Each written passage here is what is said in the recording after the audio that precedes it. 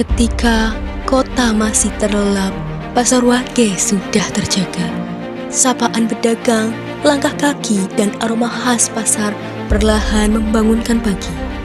Di sana, tangan-tangan sederhana menata dagangan dengan sabar, menimbang cabai, menyusun sayur, dan menyiapkan harapan untuk keluarga.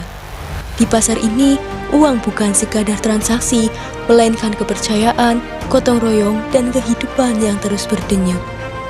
Inilah nadi ekonomi rakyat, tempat di mana perjuangan dan ketulusan hati tetap hidup. Dari Pasar Wage, untuk Purwokerto, untuk Indonesia. Nafas rakyat dari Pasar Wage.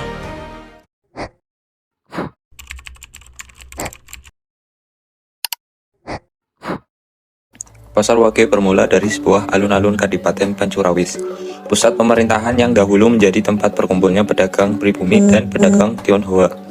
Seiring runtuhnya Kadipaten, para pedagang menjadikan teras bangunan itu sebagai tempat bermalam dan bersembayang.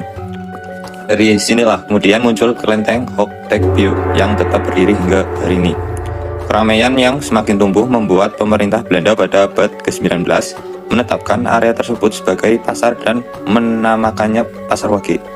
Sesuai hari pasaran Jawa yang saat itu dianggap paling ramai, Pasar Wage lama berada di Jalan Jenderal Sudirman dan menjadi pusat ekonomi kota. Seiring waktu, daya tampungnya tidak lagi memadai.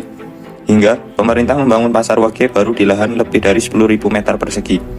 Peresmian pasar baru dilakukan pada 6 Maret 2002. Pasar ini dibagi menjadi beberapa blok. Sayur dan buah di blok C, pakaian dan perlengkapan rumah tangga di blok A, sembako dan daging di blok B, serta lantai atas untuk pedagang malam.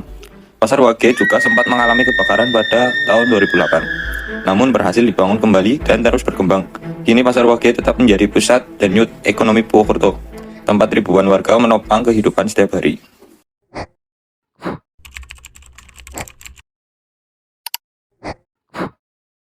Baik, permisi Bapak. Selamat siang. Selamat siang, Mbak. Oke, dengan Bapak siapa? Saya Eko, Mbak.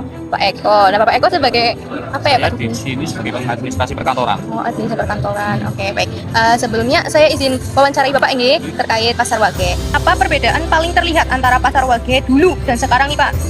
Kalau Pasar Wage dulu itu kan berarti posisi masih Pasar Wage lama ya, itu kan masih satu lantai lagi. Untuk Pasar Wage baru ini kan sudah dibikin dua lantai. Ada 6 blok, 5 blok. Nah, lantai bawah ini buat apa ya, Pak? Dan lantai atas ini buat apa? Secara keseluruhan itu untuk lantai atas dan lantai bawah. Kalau lantai atas kebanyakan jualannya siang, malam.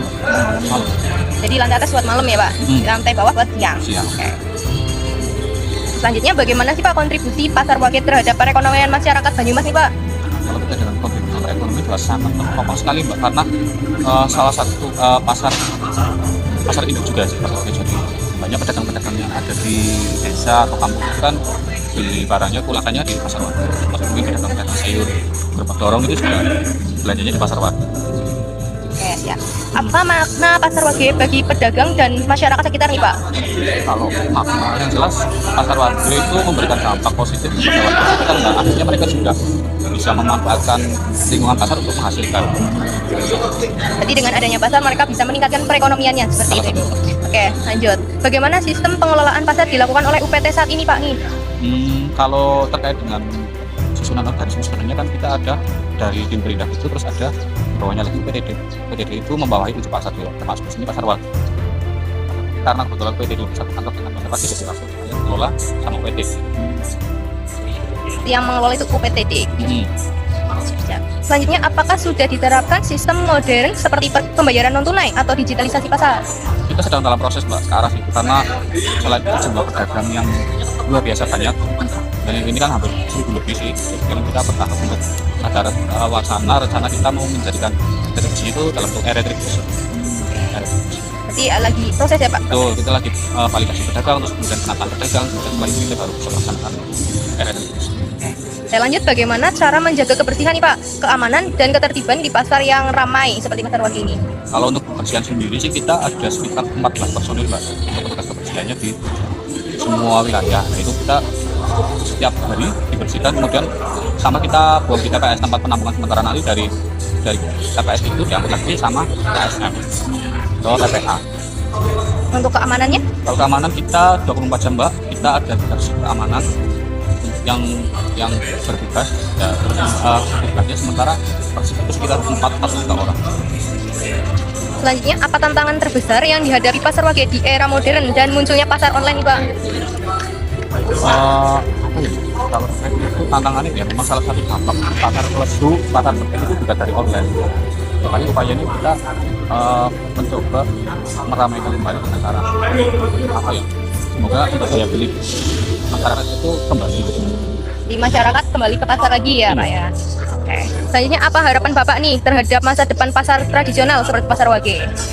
Saya rasa di pasar Wage secara pribadi kalau saya ini masih sangat membantu untuk ekonomi masyarakat. Bisa dikembangkan mungkin dengan pengelolaan yang lebih modern. Baik, mungkin terima kasih Bapak atas waktunya. Sebelumnya Ibu dengan Ibu siapa? Ibu Yusuf. Ibu Yusuf. Ya, sebelumnya izin untuk mewawancarai Ibu dulu ya. Ya. Saya yang pertama, sejak kapan Ibu mulai jualan di pasar Wage? Sejak tahun 2000. Mungkin suka duka Ibu waktu berdagang di pasar ini tuh gimana? Ya, sekarang masalahnya orang jualan sekarang kan lagi prihatin, nggak seperti dulu. Sekarang orang jualan lagi agak susah lah. Jadi ya kepengennya ya kembali semula kayak dulu gitu loh. Sekarang kan sempat ada ini, ada bantuan, ada apa aja. Terus jadi pasarnya sepi, jarang ada orang belanja. Mungkin selanjutnya hubungan Ibu dengan pedagang lain itu di sini gimana Bu? Ya, baik-baik saja, saling membantu. Kalau aku lagi nggak punya apa, ada orang beli ya, aku nggak punya ya ambilin temanin gitu. Menurut Ibu sendiri apa arti pasar sini dan bagi Ibu sendiri gitu? Apa arti pasar sini? Dulu kan pasarnya di sana, pasar lama. Sekarang ini pasar sini anu pindahan dulu, hanya udah tapi tahun 2003 pindah sini. Tapi enakan yang dulu buat jualan, nggak ada apa-apa, nggak ada bantuan, nggak ada apa-apa, tapi buat jualan orang dagang itu enak, saling berjalan lah. Nggak kayak sekarang, ada bantuan, ada makan gratis, malah orang jualan sekarang malah susah. Kadang nggak laku, pasarnya juga sepi, nggak ada orang belanja. Soalnya apa? Biasa di kantin ada orang jualan di sekolah-sekolahan, ada warung. Sekarang nggak laku kan, yang udah pada dimakanin di sekolahan.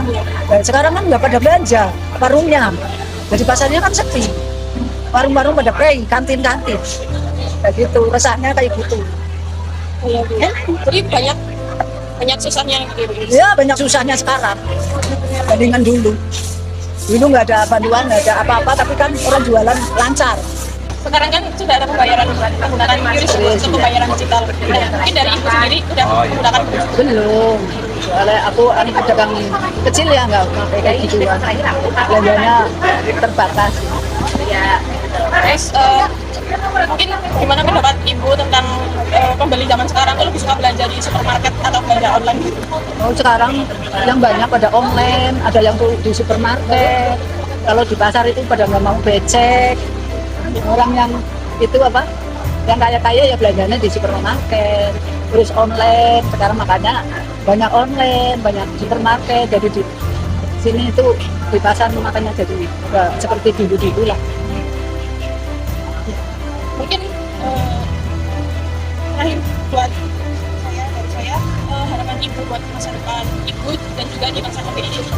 Ya, bagaimana lagi? Bang udah takdirnya jualan di sini. Ya, diteruskan aja di sini. Gitu. Harapan Ibu ya tetap di pasar Wage aja. Ya.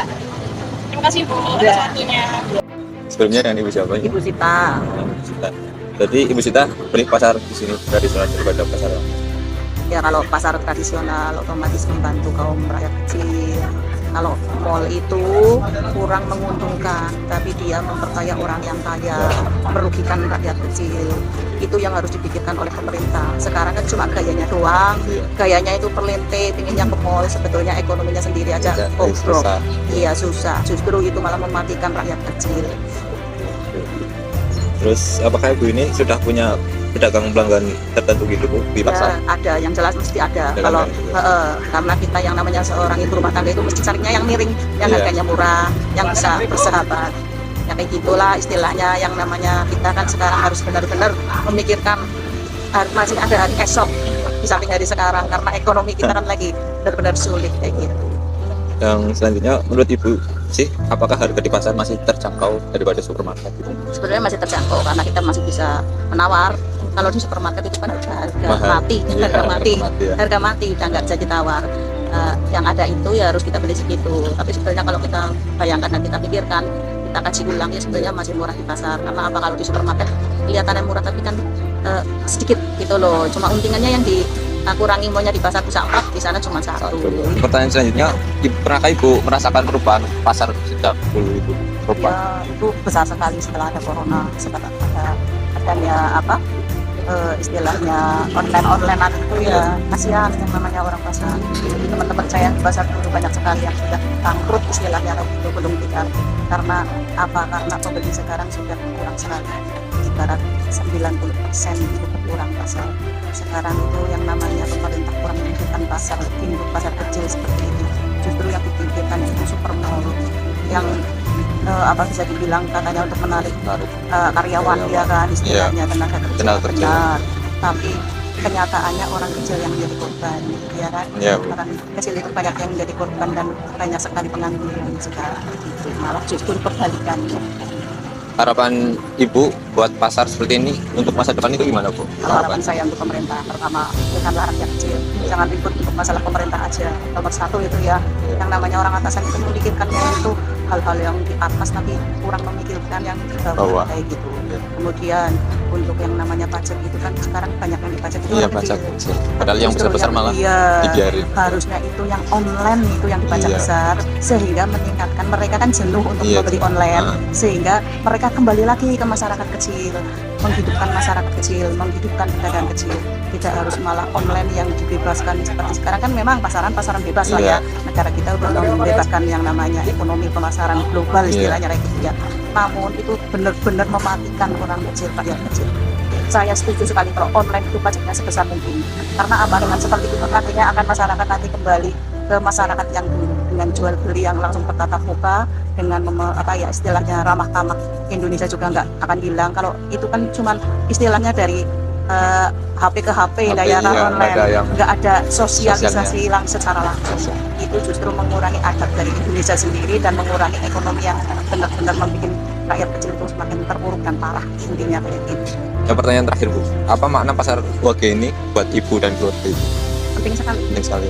dari segi perekonomian, dari segi kemasyarakatan, dari istilahnya apa, warisan dari nenek moyang kan yang namanya pasar Iya. lagi ini pasar induknya Induk, Purwokerto, pasar gedenya Purwokerto yang harus dilestarikan, malah sekarang sepi, Sepi, ya. terpuruk, masyarakatnya itu bingung mau usaha di pasar itu nggak seperti yang dulu. Pasar malah dianggap kayak kuburan, kayak tempat-tempat Tempat. pemakaman, Iya. malah sekarang masih ramai tempat pemakaman daripada pasar. Besar ya. Ya kasihanlah rakyat kecil, harus dipikirkan gitu.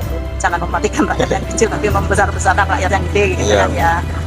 Ya semua butuh, tapi harus dipikirkan semuanya. Dari segi apapun itu harus ada istilahnya apa, untung dan ruginya harus dipikirkan. Terutama itu kalau bisa Indonesia berubah online. Online itu benar-benar mematikan rakyat kecil. Memang ada yang istilahnya rakyat kecil jadi ya, Iya, jadi besar. jadi besar. Tapi itu lebih besar rakyat kecil yang lebih kecilkan. Dikecilkan. Iya kayak gitu. Lebih kecil dan terkucil ya. Intinya kayak gitu lah. Baik Bu, terima kasih. Iya. Ayo teman-teman, mari kita ramaikan kembali pasar tradisional. Mulai biasakan belanja kebutuhan harian di pasar rakyat. Langkah kecil kita bisa jadi penyemangat besar bagi para pedagang kecil. Setiap belanja kita adalah bentuk dukungan untuk ekonomi kerakyatan. Yuk melarisi pasar Wage dan pasar-pasar lainnya. Ketika pasar mulai sepi dan lampu-lampu kios menyala, kita tahu kehidupan tak berhenti di sini. Dari tangan-tangan sederhana inilah ekonomi rakyat berputar. Tanpa mesin besar, tanpa modal besar, tapi dengan semangat yang tak pernah padam. Pasar Wage bukan sekedar tempat jual beli, tapi cermin ketulusan, gotong royong, dan kejujuran. Nilai yang menjadi nafas ekonomi kerakyatan Indonesia selama kepercayaan masih hidup di hati rakyat ekonomi rakyat akan terus tumbuh bersama waktu.